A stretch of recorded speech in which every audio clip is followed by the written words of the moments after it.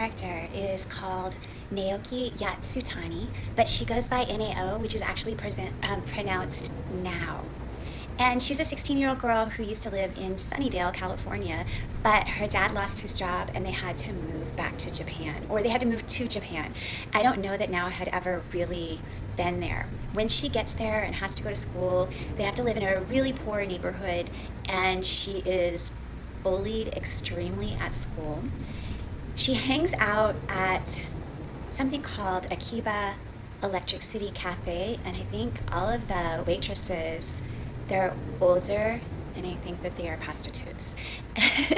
But she hangs out there not to be around all of that, but because one of them is kind of a friend to her, and I think probably gives her free coffee or hot chocolate or something. But she works on writing her diary. And in her diary, she shares kind of all the things that are happening to her. And one of the things that happened is her dad tries to commit suicide. He does this by jumping in front of a train. He's not successful. But after that, he becomes one of those kind of hermits that never leaves the house.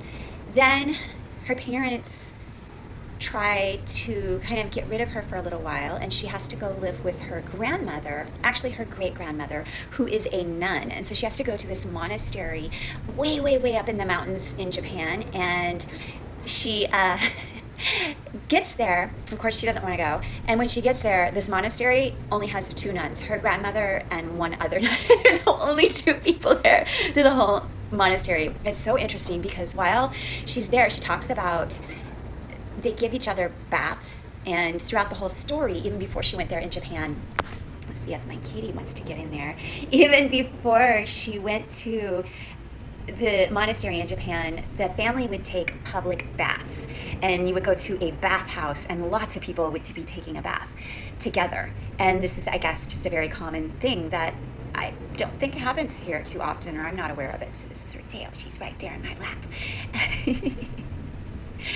The thing about Nao that you need to know, and why she got sent to live with her great-grandmother in the monastery, is that she, in being bullied, people were physically abusing her.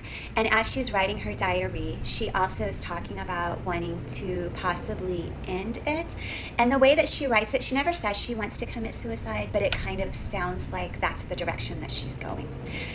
Okay, I think that that's all I need to tell you right now about the main character.